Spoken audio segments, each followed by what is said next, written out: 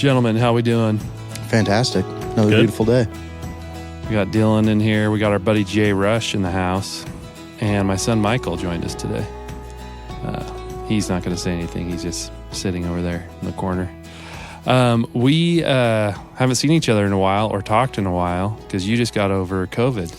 Yeah, my wife and daughter both got it out of state. They were in Vegas for 2 weeks. I went down to try to rescue them, came home with COVID. It's pretty sweet. How's that taste and smell coming along? It's back. Oh, back. Yeah. Well, probably 75% back, I think. Some stuff I still don't got, but most of it. That's pretty solid. Yeah, you don't get this fat and not be able to taste stuff too, so I need it back fast. As fast as I can get it. That's been hard on you. It has really, really messed with the brain. Yeah. My wife actually had a cold recently and tested negative for COVID, but also lost taste and smell. So I'm pretty sure she probably had it, but she's starting to get it back already too, and she's about 3-4 weeks into it. She didn't have it for 3 or 4 weeks? No, she's 3 or 4 weeks in the whole ordeal. Oh. So she was sick, and she's like the last, 2+ weeks, she hasn't been able to taste or smell. So I've been just hanging out and working on the property. We went from winter to summer in Oregon. So we went from, 30 to 50 degrees to 70 to 90. And so I had about 30 inches of grass that I mowed on about 3 or 4 acres of my property that I mow. So I had to go real, real slow, try not to. So I borrow my neighbor's John Deere from him. And this thing was like a $25,000 tractor way back in the day. So now in the new COVID, exploitation timeline, it would probably be like a $80,000 tractor. Oh, probably. If you could get your hands on it, And so I went really, really slow. I mowed all last weekend for like 12 hours of mowing between Saturday and Sunday. And then I weed whacked another probably 6-7 hours around every tree. I figure I've got to have 400 to 500 oak trees on my place. You've been out there. Yeah, and I'd say so. My neighbor, he cut down a bunch of trees on his place, and then I would have thought 15 trees. And I asked him how many, because he's putting in a shop, and it was 55. So it's like, it's so hard. But when you're weed whacking around each one of them, you really notice how many trees you've got. My favorite part of the first time I was at your place, you asked me to come help you split some wood. And I show up and you're like, oh, it's not that much wood. We'll just take just a couple hours. I show up, there's like 78 logs on the ground. And I just sit there like, what do you mean? You mean a few months to do all this? Yeah, we split wood for like 8 hours straight, and that part of that pile's still there. Didn't even make a dent. Yeah. Grossly underestimated that. Yeah. I wouldn't be good at like an estimator of any type of industry. That would not be my forte. Yeah. But it's been a lot of work. And then today I burned the burn pile, and but my place is looking good. It's a lot of work, but once you get it all done, then maintaining it's a lot easier, But it's so weird to go straight from winter to summer. Like we never really got a spring, and I don't know if we're still going to get a little bit of rain, if it's going to cool down a little bit. I haven't heard Yeah, it's definitely not good for a fat guy.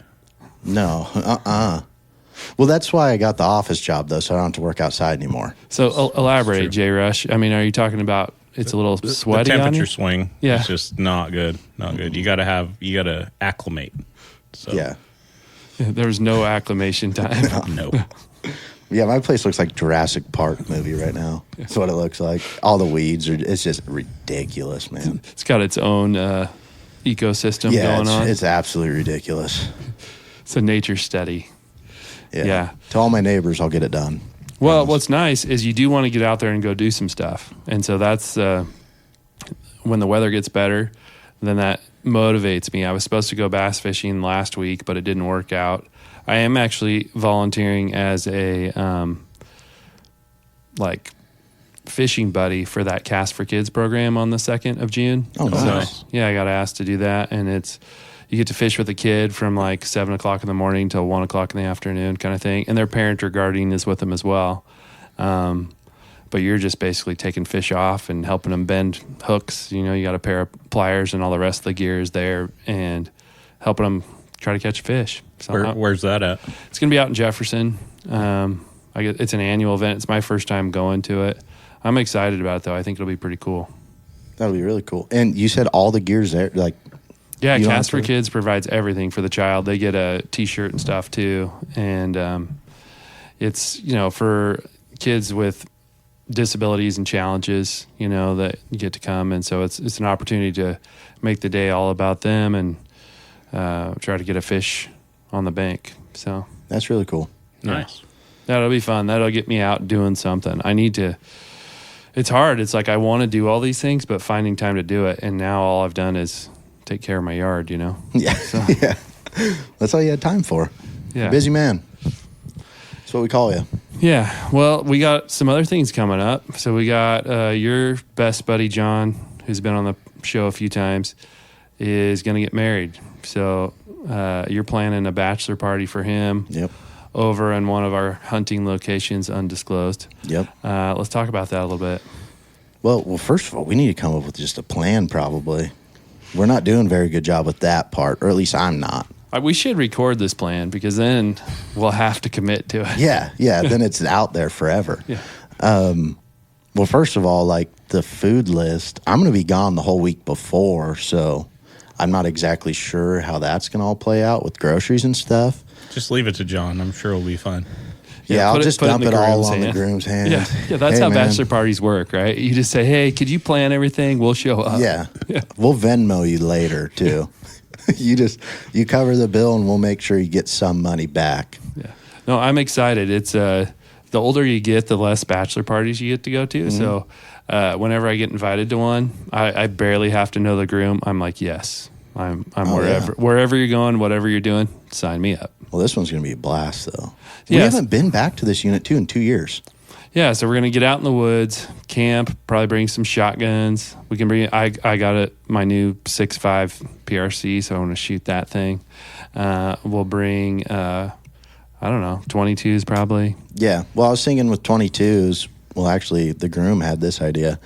Like, play cup pong, but with your 22s, you, like, make a bunch of circles on cardboard, shoot those, and then go from there. Last one standing wins. Yeah, well, that sounds fun. Type of thing. Yeah. We got some golf activities happening. Oh, that's right. You wanted to incorporate a little golf. Yep. I looked into biodegradable golf balls. They were so expensive. I told you on the phone, but I can't remember. But it was like, Yeah, it was ridiculous. it was insane. Like 60 balls for $300, like $5 a piece or something. Yeah, it was ridiculous. So I was like, let's Aren't they made out of fish food? Like they We feed could, the fish? We could just get a bunch of fish food. Yeah, I was just going to bring some of those wiffly type, Well, I had that- another idea to where we probably aren't going to lose any. We'll just have, like, bring a sand wedge, and then I'm buying this net. It's like a beanbag toss for kids, and they have a bunch of little holes on this mesh mat, and then we'll just chip into that.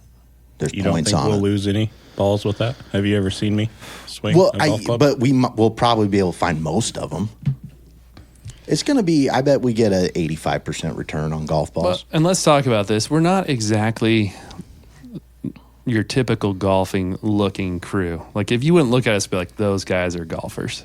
Yeah, Look at other than my Dylan's pants. Yeah.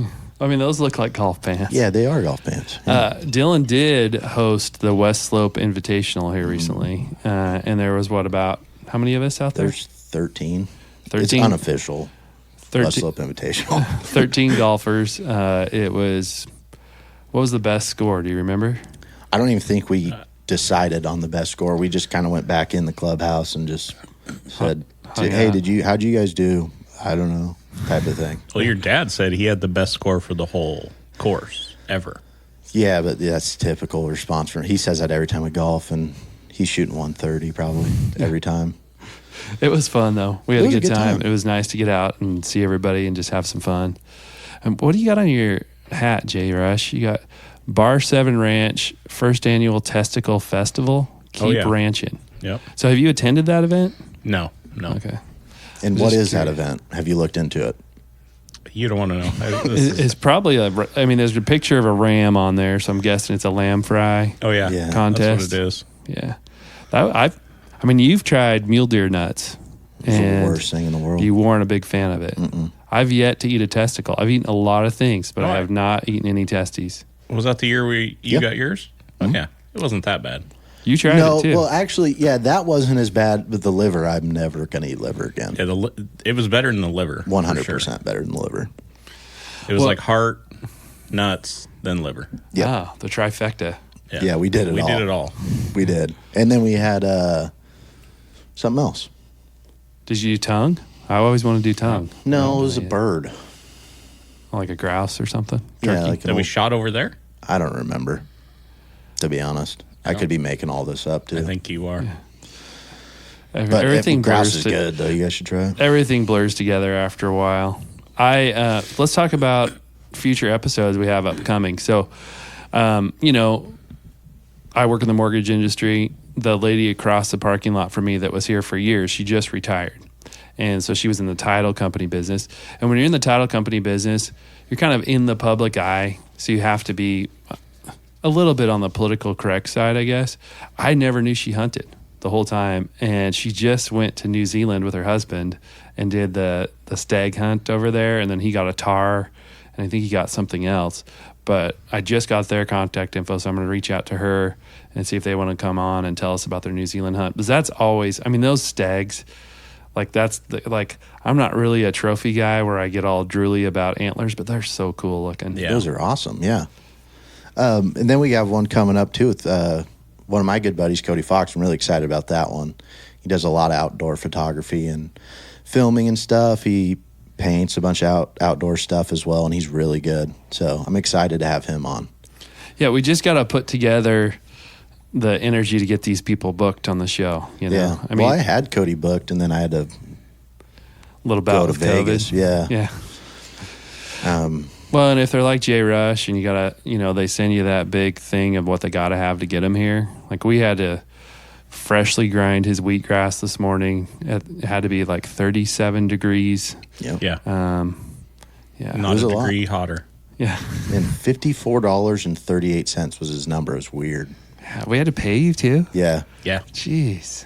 You still I owe had me, John Sam. do it I'm since he's about to get married. Yeah, the groom took Yeah. care of it. So back to the bachelor party. I think it's going to be awesome no matter what we do. It'll be a good time to have everybody. We'll bring some cornhole. We're going to figure out the food situation. We got some golf stuff going on. We got some shooting stuff. I think we should try to get this podcast equipment there. That if your dad's bringing the traveler trailer, I'm on board with that. But Yeah, I he is. think otherwise it'll be hard to plug it in. Yeah, it'd be difficult to figure out. Hear the generator running in the background. Yeah. Yeah. No, we are, though. We're bringing it. I talked to him. Okay. Yeah. Yeah, I think we load this all up. Michael, fun. you've been pretty quiet over there. I know you didn't want to be called upon, but how do you think this conversation is going so far? What's your opinion of it? Now get your face close to that microphone. It's fine. It's just a normal conversation, except for the part where you're eating testicles. Yeah, I noticed you were chuckling a little bit or trying to hold that in when we were talking about the testes. So Michael's 11 years old, and so he just had an all-day track meet at his school. So it's kind of a cool annual tradition.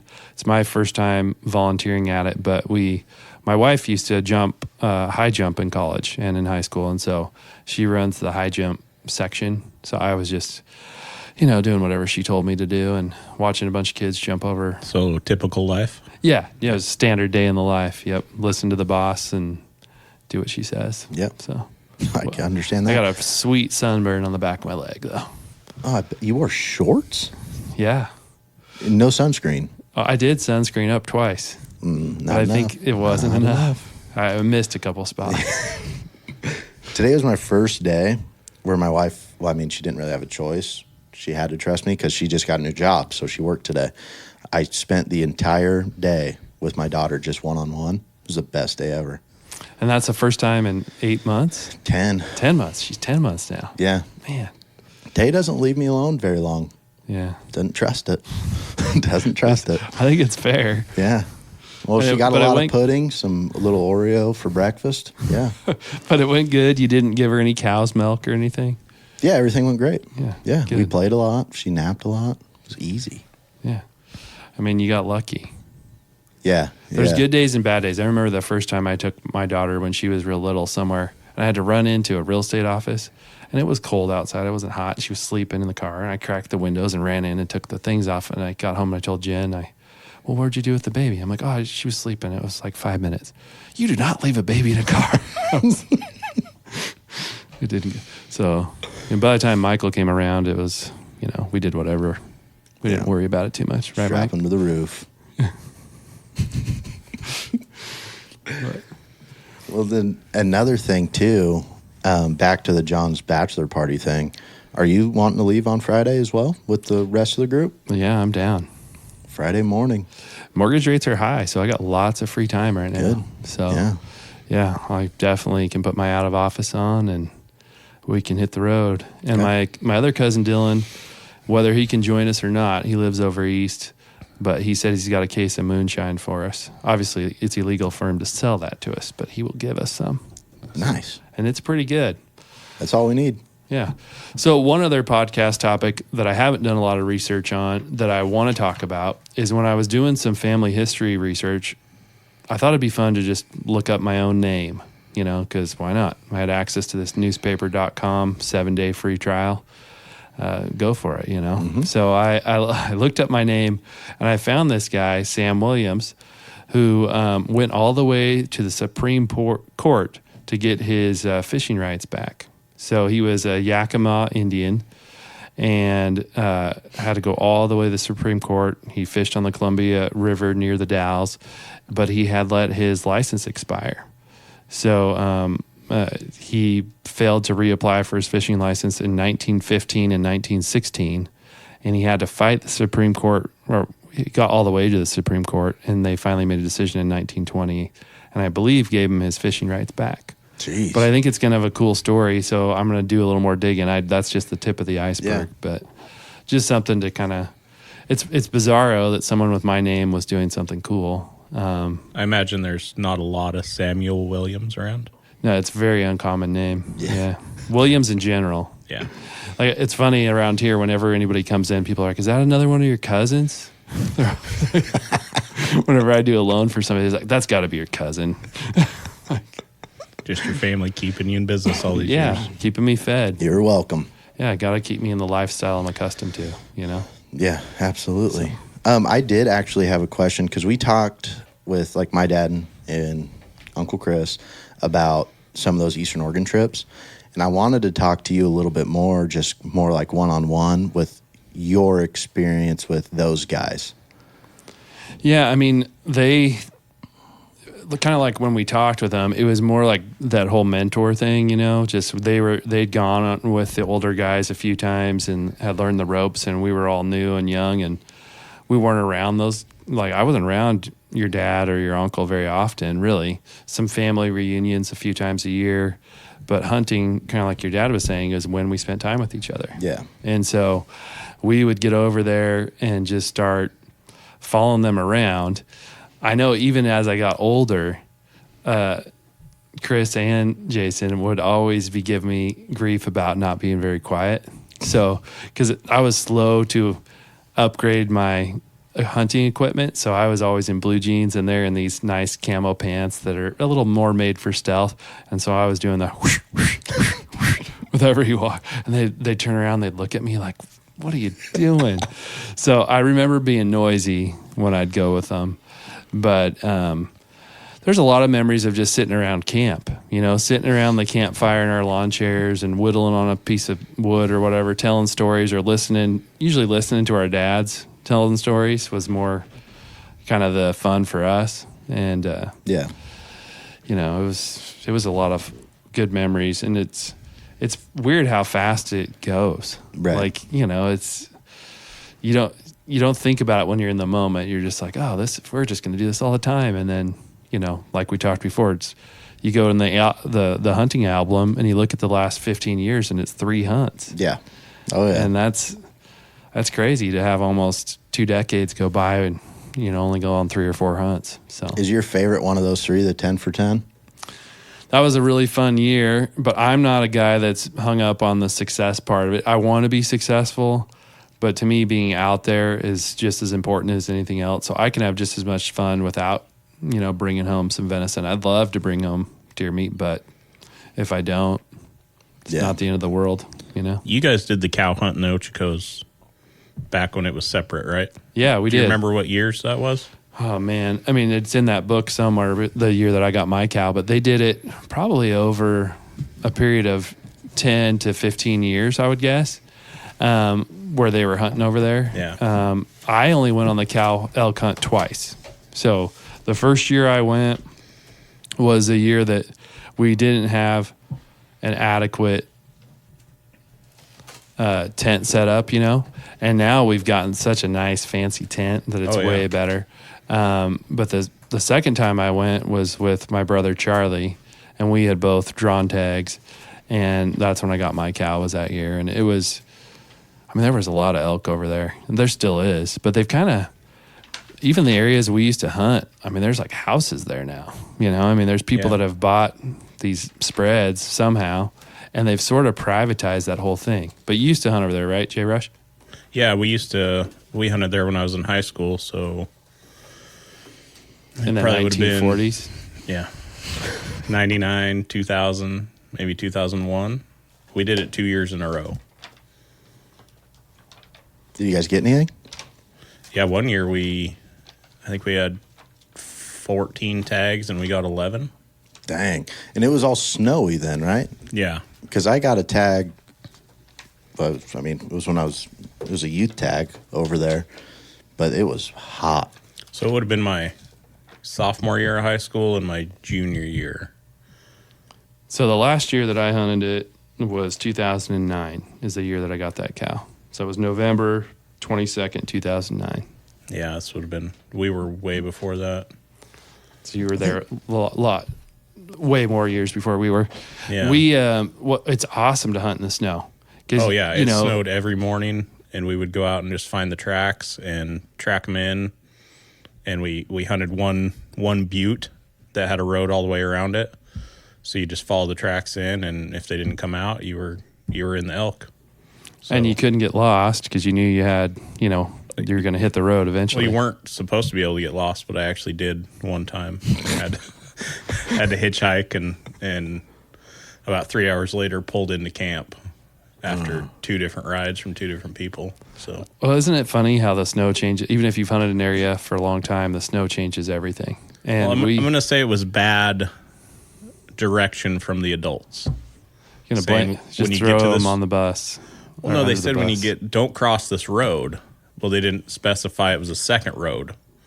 So I got to the first road and I stopped and waited. And after about 45 minutes, walked back and forth looking, and everybody else had crossed the road. But by that time, I figured I was too far behind. So I walked out to the main road, and then I got turned around and started walking. And on one of your other podcasts, you talked about the hunter's code and people picking you up. So I got picked up by an old guy and his son, and taken to kind of the main junction, and then started walking back to camp, and then got picked up by a second guy, and he figured out the party I was with knew where they were at, and then drove me there. And by the time I got to there, it was like a 3-hour push. I got to where they were picking everybody up as everybody was coming out. So it was like a 3-hour ordeal of walking down the road. And did you see any elk? No, not a single one. So the first time we hunted it, there was no snow. So the first time I went on the cow elk trip. Well, I didn't see an elk while it was lost, but that was the year we got, I think, 10 or 11. Dang. That's a lot of elk. Yeah. Yeah, it was a ton. Yeah, I know that the first time I went on it, there was no snow, and it was rainy and wet and muddy and just miserable. And so then everybody talked about how great the hunt was on future years. I'm like, I'm never going on that hunt again. I was miserable. So then I was like, okay, it's time to try it again. And that was 2009.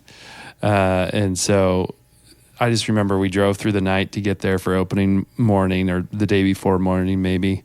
And it was just, I had a 2-wheel drive. I can't remember what it was. I think it was could have been a Tahoe. I don't remember what it was, but it was 2-wheel drive. I know that. And, which isn't ideal in, 4 feet of snow. Yeah. And so I remember having to chain up at one time because we just couldn't get through an area we were trying to get into. But, It was a great trip because fresh powder every day, like you're getting at. When you have that fresh snow, it's like you see those tracks and you're like, okay, this is fresh. It's pretty obvious, and you can see the new snowflake in it or not. And my memories of the cow elk hunt is when you're getting close to them, you start smelling them. Oh yeah, and it's really cool. And then all of a sudden they're just all around you. Yeah, bedded down, just brown spots in the snow. So was that when my dad and uncle were on? They were talking about that those two bulls that they shot together. That had to have been after 2009. Yes, that was a totally different trip. So they had put in for their bull tag for years, and I think they took them 7 or 9 points or something like that to finally draw that tag. And I mean, luckily fill it, because I know other guys in our party have gone over there with bull tags and haven't been able to find the elk. So when you went on the cow hunt, was it separate from the bull series? Was that still the case? Mm-hmm. Okay. I don't know when they combined them. Yeah, and so we've been buying elk points every year for a while, trying to figure out where we want to go, which units. We actually drew the Ochiko bull tag the year my wife got her heart transplant, which was 2020. And so we drew the tag, but obviously I was at the hospital with my wife, and actually she just had her 3-year anniversary. It's the 15th of May, but it kind of spans over both days because the first cut was 15th of May and she didn't come out of surgery till the 16th of May. So we kind of celebrate that every year as her kind of rebirth. And also it's kind of a grieving time because you got to think about a person that died so that you could live, so we grieve for that family every year. And we also celebrate that she's going forward and doing everything. But anyway, when we were over there for that procedure, we drew our tags. So I called ODFW and said, hey, I can't go on this elk hunt. And my wife just had a heart transplant. And they're like, okay, well, just let us know and we'll restore your points for you. So it's kind of cool. They give you all your points back. And that's pretty cool. And we haven't decided what to do with those yet. We just I bought an elk point this year because I'm on an archery hunt and for elk, because I know we're going to get our buck tags for rifle. So I'm putting in for that Ochiko bull tag right now. I thought about doing it with my bow, or Jason's bow that he's let me borrow. But yeah, I don't know. I'm still up in the air about that. I feel like the elk hunt's got to be pretty good. Well, the biggest bull I've ever seen is in the Ochikos, and I think the state record for Oregon still comes out of the Ochikos, unless that's been recently broke. But I remember deer hunting over there. And I was one of my first couple trips deer hunting. And my dad used to love to hunt. He called them saddles, but just, these little ridges, and you just walk through kind of in deer trail areas, and we'd sit for a long time and wait and listen. He was just teaching us how to hunt, and you'd jump a few does and then you'd sit for a while. And but anyway, we're sitting, and all of a sudden this rack just starts coming over the hill, just rocking back and forth. And I'm getting excited because I'm thinking it's something I could shoot at. But it was a big 5-point bull, and somebody had jumped him. So he doesn't see us as we're sitting down. He comes over and he sits down right next to us. I mean, oh, nice. And he just beds down, and we can just watch him. We're just kind of hanging out. But he was out of breath, like tongue hanging out and everything, because somebody had jumped him. And then we were like, Dad was like, well, let's see how close we can get to him, So we start getting in on him and jumped him up again. I'm sure he was so annoyed. Like, it's deer season. These guys are pushing me, So, but anyway, I'll never forget seeing that elk. I mean, it was as a little kid and you see something that big and it just looked like trees in the air, as he was walking over the hill. Yeah, it's pretty amazing the first time you get that close to a bull or a cow. I mean, yeah. Well, they're so huge, but they hide so well. That's what's crazy about elk hunting. Yeah. Well, even in the unit we currently hunt, we're bow hunting. And it was just getting dark, and we were coming out, and we were just cruising down this gravel road. We come around this corner, and it was a blind corner coming around the edge, and this cow's just standing right in the middle of the road, and it stood every bit as tall as the top of the windshield on my pickup. And it was insane. That was as close as I've ever been. It was 10 yards, but, man, it was insane.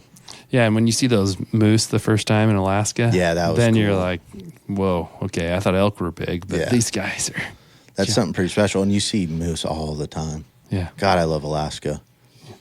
Michael, we've talked about you on the show a few times, and you want to get into archery hunting. Can you tell us why you want to do archery hunting? Well, first of all, it just seems fun, and also, like, I just don't like the kick of weapons and stuff, and I just think I would prefer a bow more. Yeah, you like the idea of being closer and practicing. So he's been talking about doing that and saving his money and investing in a bow, and it'd be something we could do together, and I can help him get started. Heck yeah. You could be a freeloader like Dylan and just borrow one. Yep. Sell yours and then just ask And then somebody borrow else it. for one. And then you could sell it to that person and then borrow it back. Yeah, that is. That's true. really a good life strategy in general. It's always better, especially with boats. It's better to have a friend with a boat than to own Yeah. your own. You know, We'll buy it, then get your money back from your friend, sell it to your buddy, and Yeah. then just say, "Hey, you want to go fishing?" That's what you do. That's how you sell it. just be like, hey, I'm free this weekend. Yeah. Or, hey, I don't have a bow to hunt But with let's this be year. real, Jason. You were never gonna hunt with it. What do you have? What do you have, Jason? You'd have to my- ask Dylan. He's the it's one my that built it. Old Bear Wild. Oh, Yeah. old school. Got it for about $300. Yeah, Yeah. Brand new. and you sold it to him. Sold it to him for $550. Well, they go up in value. Bows, anything in the hunting space only goes up Yeah. in value. I don't know Just about like when that. you buy a new car and you take it off the lot, it automatically goes Yeah. up in value. Now I'm learning a lot. But you have a really nice sight and a good release. And I think when I gave it to you, there's 5 or 6 arrows. Yeah, there's a couple stuck in my tree. Yeah, there's So 2 you got a left. whole package there. So that was a Yeah. package deal. It wasn't like he sold you a base. Yeah, I didn't just give you a bare bow and say, figure it out, but give me $500. I gave you a good starter pack, guess even I with the d- case. I guess I don't know what I have because I haven't seen it in 6 It sounds like it's worth. You should. I think you still owe him money, based what I'm hearing. Yeah. a few more $100. Whoa. Yeah. Give me And that he needs to borrow $54 it. back to John. Yeah, I with my bow, I put a new sight on it this year, but I haven't gone out and shot it yet. So I got to get it. I'm excited and I tuned it up so it can have a little more knockdown power. My other cousin Dylan just ordered a custom Hoyt that he's waiting on. Nice. He's a tall guy, and so that's like 34-inch limbs, I think he was telling me.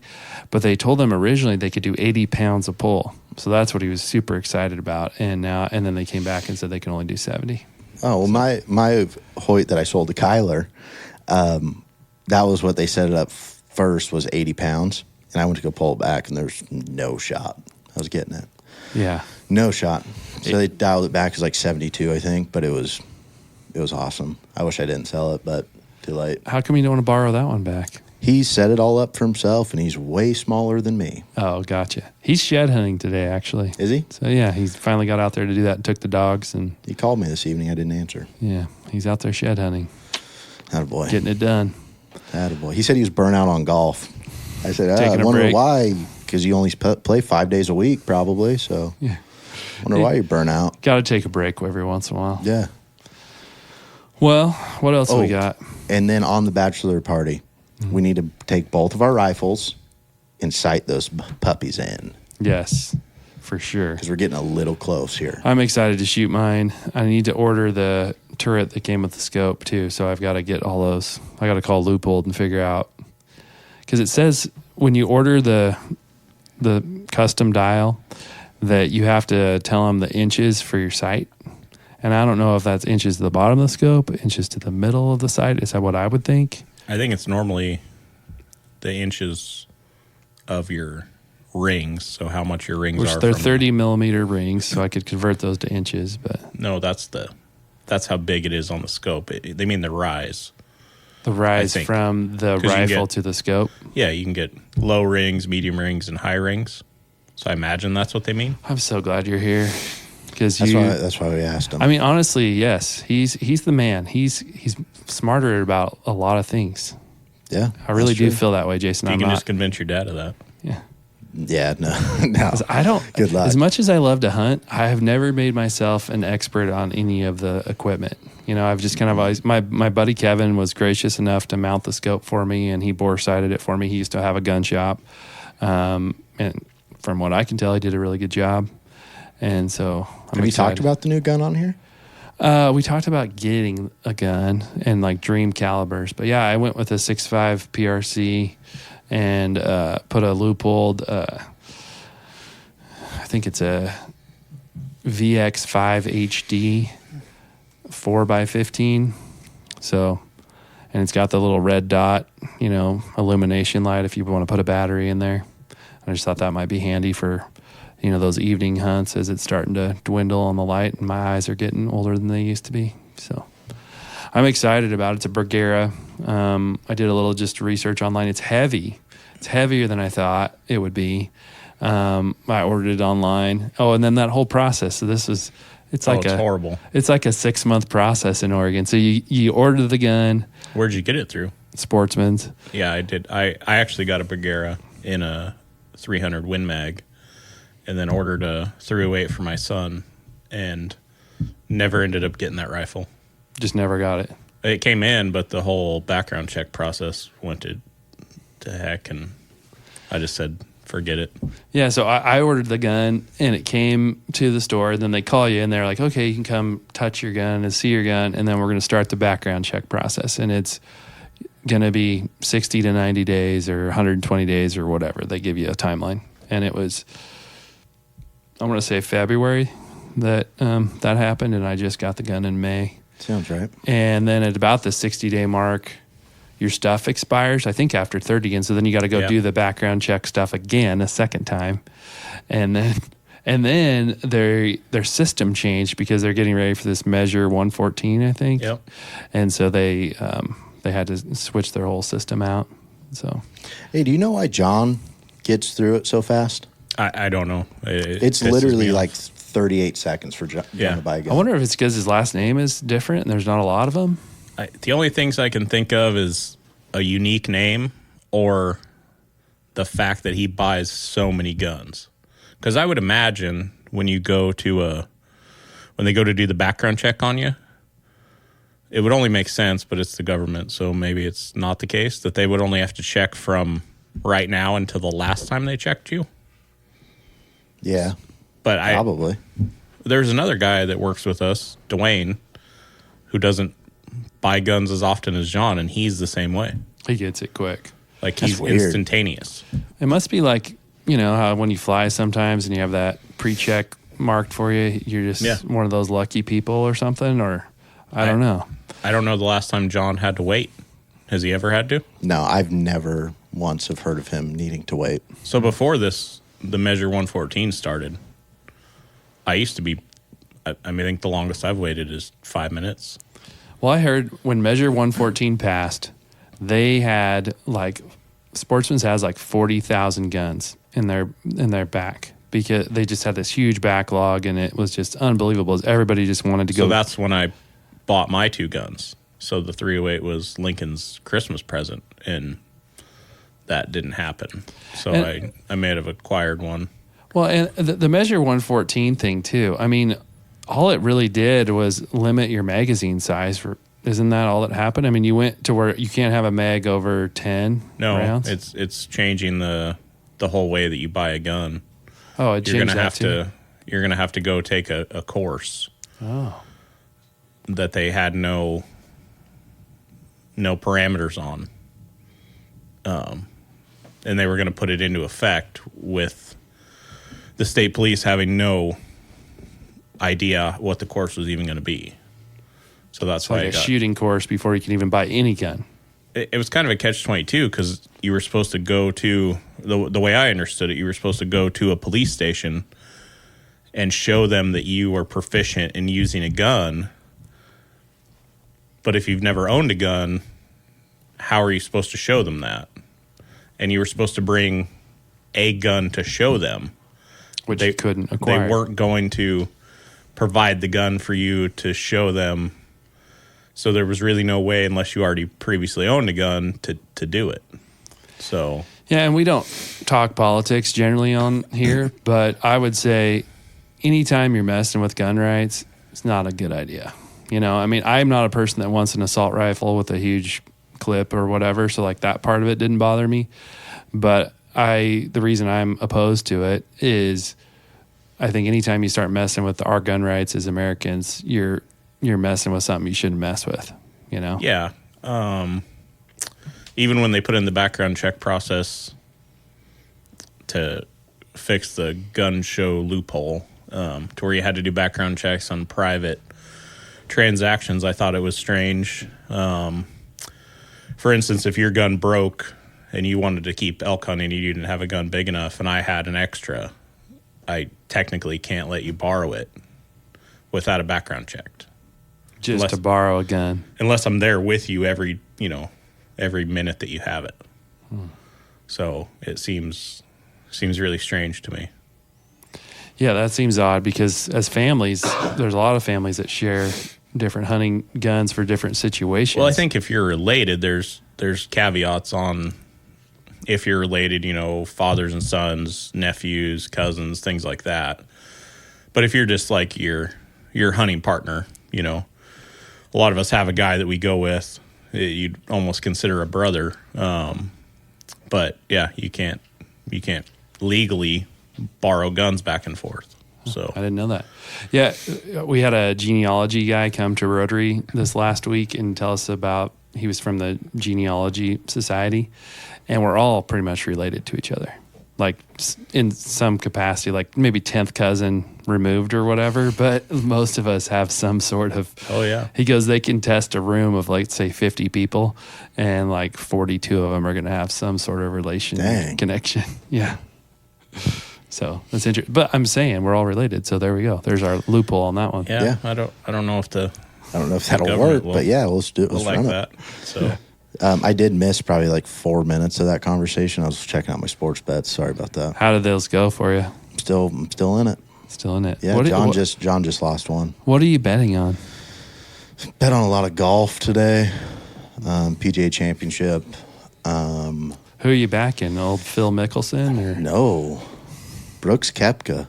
I don't know if I'm supposed to. I don't know how sports betting works. It's my third day, so I don't know if I'm just jinxing myself every time I talk about it. But I think it's a pretty gentle. Like they basically, here's how it works: you put money in an account.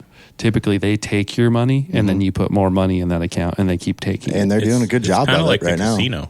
That's the same thing. Well, they're doing a good job of it. That's all I'm saying. They're pretty good at setting those lines so that you don't win. But every once in a while, John hit a couple good ones. Yeah, you can get lucky. Yeah. There's no doubt. And I'm sure there's people that make a living on it, but not me. Probably not a good lifestyle choice. You should just keep borrowing as a people's hobby. bows.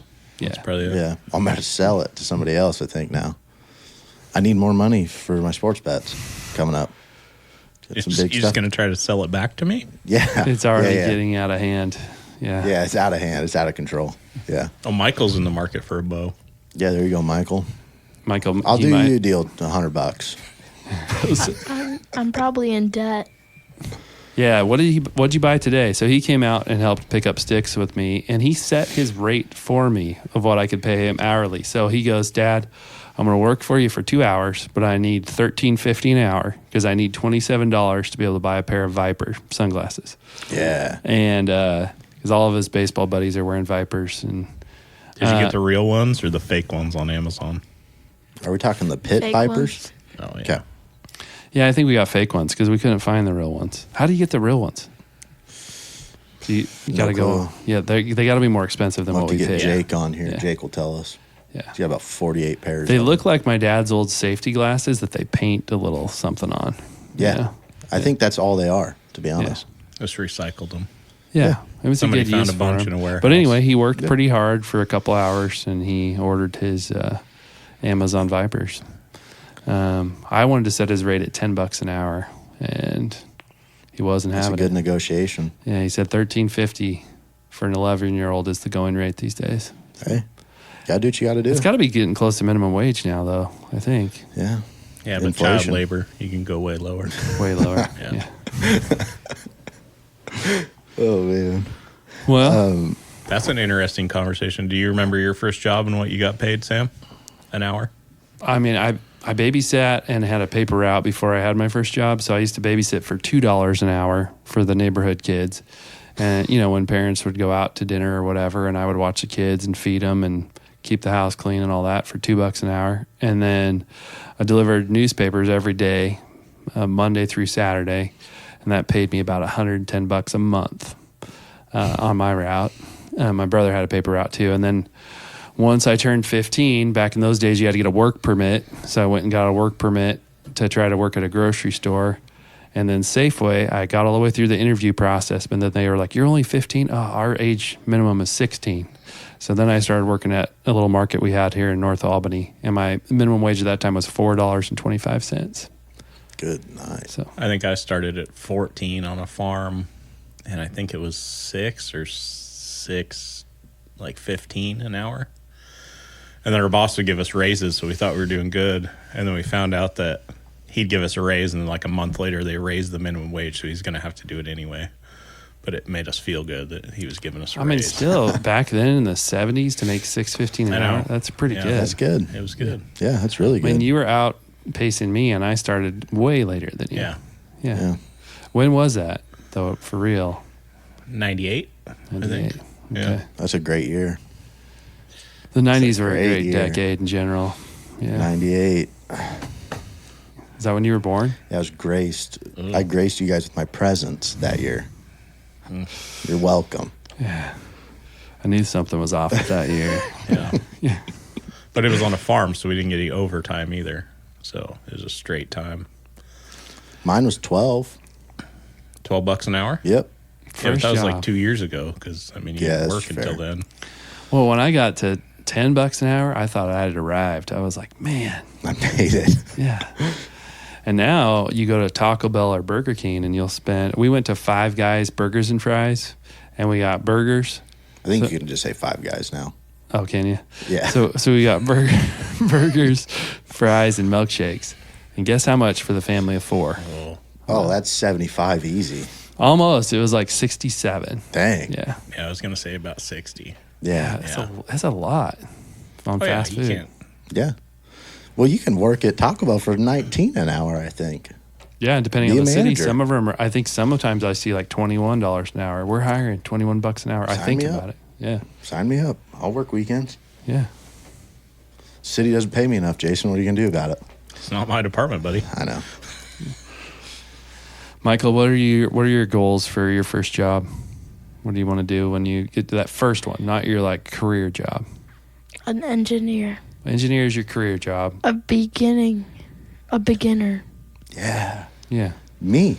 An intern. Yeah. He can An do my job. intern in engineering. That's a good goal. I like it. Heck yeah. He's seen what my profession has done to me, and he knows he wants no part of it. Smart I mean, move. but if you're a true engineer, you're going to be sitting at a desk a lot. So, Yeah. Yeah, fair. Are you okay with that? I mean, you're kind of an online gamer, so you're used to sitting at a desk and playing video games. Probably. Yeah. What about a professional gamer? Throw that in the mix. I wish. He thought Maybe about if we could get good internet. Oh, yeah, he yeah. keeps I can pushing for practice. me for Elon's internet because we have CenturyLink, which is a DSL line. And it is a little slow for all streaming at the same time. We have to tell the kids to stop while we're trying to work. But come on, just Well, he's trying to work too. He's that, got a goal. that Elon internet's $100 a month. what's your CenturyLink? Way less than that, like 52. It's half that price. I told him if he wanted to pay the other half, we could get it. We're waiting. Actually, my brother moved across the street from me, so I'm waiting for him to get it. Yeah, And they're complaining about the internet, and they've lived in that house for like a month at the max, and they're just complaining. And I'm like, I've lived here for 5 years. You're fine. Yeah, but then the nice thing about that, if they get it, maybe it'll be strong enough. We can, I don't know how that satellite internet works, but Pick some up, log in. yeah, Hey, what's your password? Maybe hit his Wi-Fi from my house. You know, so I don't know if Elon, if you're listening, don't shut him down. Send Yeah. us to space. Or just give us a sponsorship. We'll talk about it. Yeah, we love Teslas. Yeah. We will drive one of those cyber trucks out in the woods. Oh, man. You guys want a Tesla? Use promo code Outdoor Adventure Podcast at checkout. See, the promo codes are going to be OAP. See, OAP yeah, 10, OAP, gotta OAP shorten it. 20.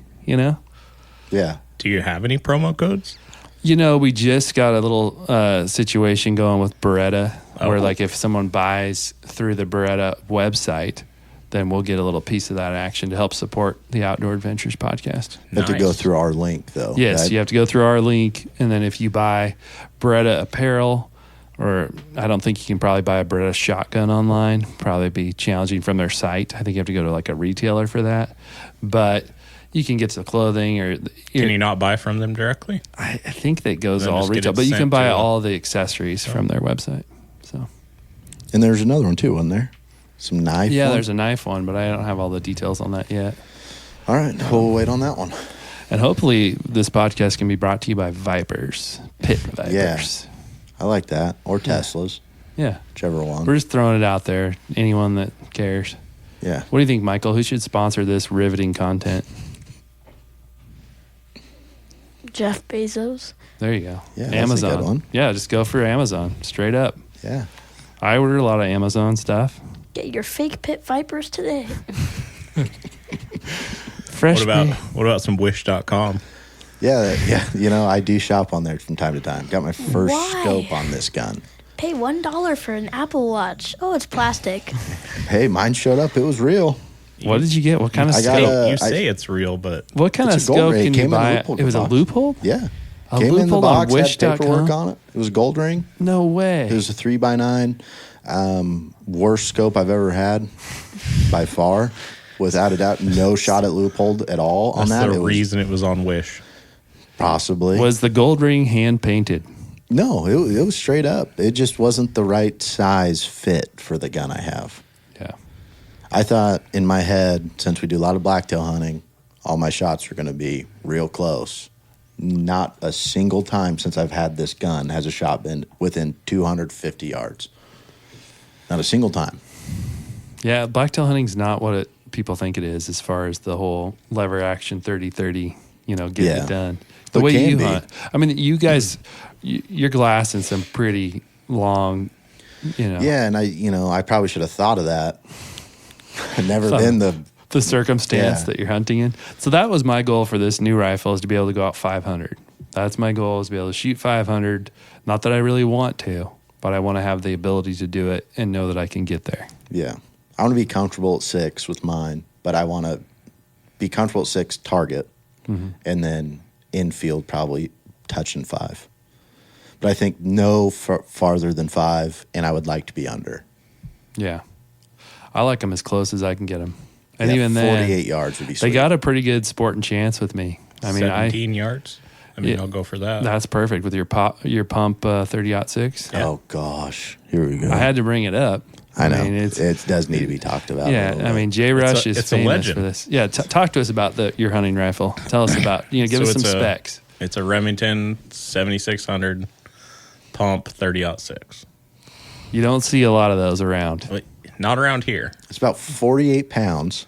It does weigh quite a bit. Like you can barely hold it up to your shoulder without falling over flat on your face. It's brought home the meat. I'm just I mean, gonna I say. can't argue with that. It had. So, It's killed I a mean, few things for sure. It might have had a bad gut shot in the unit that we hunt. It did do that. On a From unicorn. 58 feet, I think. Your dad says it's like 6 feet. I mean, Yeah. every It time gets shorter, Every though. time you talk to him, it's a shorter distance. Because I think when it happened, I think it was in the 50s, and now we're in single digits. Yeah. It's like the reverse of a normal hunting Yeah. or fishing story. It just gets Well, yeah, worse because- each time. I Talk do have about- to admit he was yelling at me to shoot it in the head, and Mm-hmm. it did end up in the guts. So That is a standard. We've talked about your dad a lot and about him yelling to shoot. Yeah. Like when I listen back at some of our other episodes, you're always like, my dad was over there going, shoot that thing. Yeah. Yeah. No, and then he's- the other thing, which I found out later on, is so it was me, my friend James, with your dad, and then my dad and my uncle were there, and you'd already left that year. So I shoot the deer. It's obvious it's a gut shot, and he goes, "I'm gonna go see if I can find your dad and your uncle to give us a hand." These guys are in their 70s, so there's no way they're giving us a hand. He just didn't want to deal with the guts at all. Yeah. That checks And so he out. drove like He didn't even a little go ways back. down the road Yeah. and stopped and waited until there was plenty of time, and then he came back. Oh yeah, I couldn't find him. Yeah.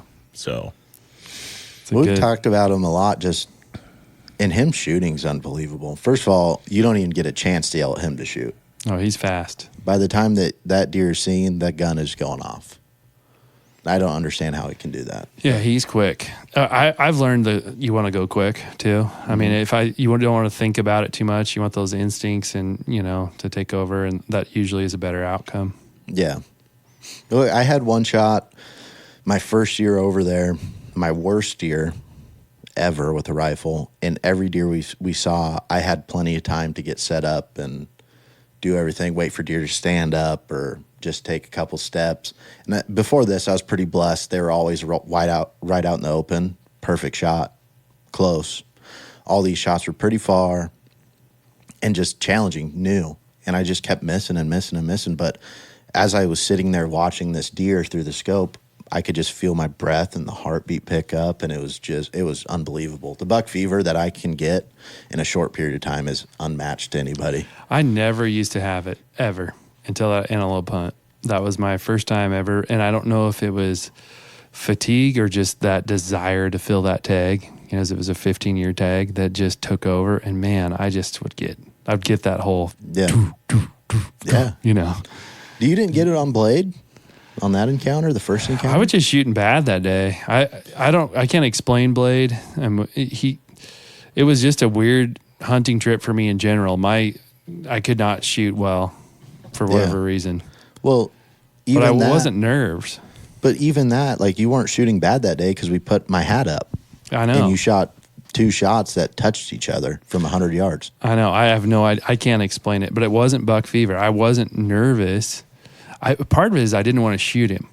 So in the morning when I first saw him, I was like, I don't want to take that buck, and he was actually a better buck than I thought he was, but he just looked really kind of spindly because of the way his antlers were. And well, where he was standing first too, it was hard to get a good judgment off of him. Yeah, until that time he was cresting over the hill and I saw him from behind. That's when I was like, oh, that was actually a good buck. Yeah. Should have probably. So like I've noticed, like if my heart's not in trying to take an animal, I'm not going to take a good shot. Just like that first archery shot too, where they were on the run and it was that little spike and I just wanted to, and you guys were like, yeah, shoot him, and I was like, I don't really want to shoot this thing, you know? So I tend to miss if I'm not really wanting to take the animal. Yeah, we need to get better at that too. I mean, those deer deserve that longer lifespan. Even with the bow, I mean, you haven't killed a deer with your bow yet, right? Not yet, no. So, yeah, we just, even with not being able to, we're having the opportunity to harvest a deer yet, letting those deer go isn't the worst thing in the world. Yeah. Just save it for that one time when I'm at that place now where I'm good with that. I'm letting a small buck walk and live another year. The hard part during rifle season is there's so many other hunters that you're like, well, if I don't shoot him, somebody else is going to, and that desire to bring home some meat. But I'm still going to be okay with that. This next season, I'm not taking a small buck. I've killed 2 fork and horns in the unit we hunt in, and I'm not. There will not be anything with less than a 3-point antler, and unless it's an old reverted fork, Yeah. Well, and I was even thinking too, my goal, because we have a bet over there for this next year. You have what we are calling a guide. John's your guide. I'm going with my little cousin Jacob, and then my wife drew the tag. My dad's going to have my wife, and I was thinking about the buck that I wanted Jake to shoot, and we have a couple really nice ones that's come out of this unit, and I'm like, oh, that's it, that's the one. But then you look at some of the my 3-point, or my uncle shot a nice 4-point, but it was a little younger. It's hard to know, if I saw that thing in the moment, am I going to be able to tell him not to shoot it? Yeah. That's the thing that I feel like I want to get way better at. I went to my brother's house for his son's birthday, and he's got his big 4-point hanging up on his new chimney in his house. That. And that thing is huge. It looks so giant. And I'm not, again, a trophy hunter. It doesn't have to be a giant, but the amount of meat that you get on a little bit older deer is so much, more worth it. And so I'm excited this year to go after something bigger. And, you know, I plan on hunting the whole season if need be.